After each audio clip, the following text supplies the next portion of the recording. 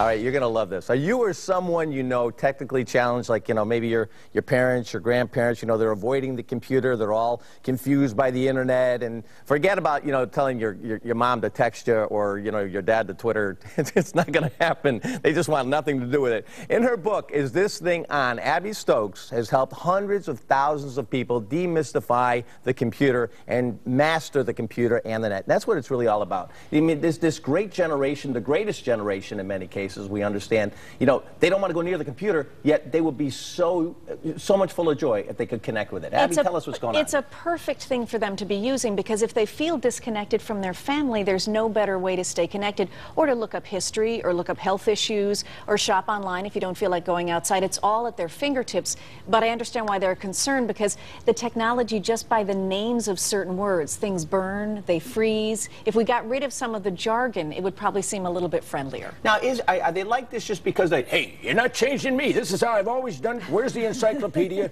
I mean, is it because they're old, or what is it? I think there's some fear built in, because we hear about things about your privacy being lost, or your credit card. Some people don't want to shop online. I always say, only do what's in your comfort zone. If your neighbor shops online, you don't have to shop online, but you can protect your credit card. Have one credit card that you only use online, so you don't have to worry if it gets canceled because somebody abuses it. So there are ways for you to feel safer with this technology that feels unfamiliar. And remember, it's a plastic box. Now, what are some of the key points when you go through the book that people really, well, interestingly enough, when you're very new to technology, it's just the technology in theory that's the most scary. So the first thing to do is actually conquer the mouse. I have students of mine put one hand on one side of the monitor, one hand on the other, and shake it so they know it's just plastic.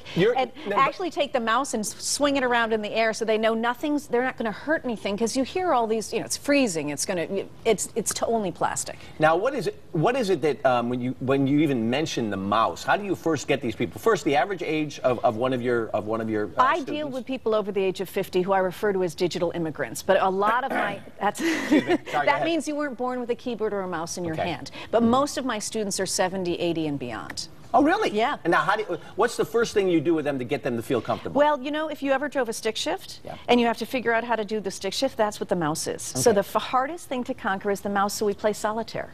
It's the easiest way to learn how to click, double click, click and drag. Once you conquer the mouse, you just have to know the steps of how to get on the internet, which is why I wrote the book. I know. I've got a friend whose mother does that all night long. She loves solitaire. How do you make them make the transition from there to simple emailing? Well, the best thing you can do is, if you're helping somebody do this, sit beside them. Don't sit in the driver's seat. Show them the steps of how to do it, but have them take the steps to connect to the internet, because right away it's demystified because they're doing it. If you show them by your doing it, then they feel like they can't do it themselves. So be the wingman if you're helping somebody get online. All right, so now I understand that you're actually going to go out and go to some of the different libraries across the state. That's and right. Hold people's hands and take them through this. Where are you going to be? I'll be in Canton on next Wednesday, I'll be in Waterford on Friday, and I'll be in Wethersfield on Saturday. So people are welcome to come. If you've never touched a computer, come on by. You can ask your questions. I can give you some hints about how it all works, so you feel a little bit better about trying. Okay, the average amount of people that are going to be at these events usually, just so people aren't intimidated? Usually it ranges between, 20 people and 60 people.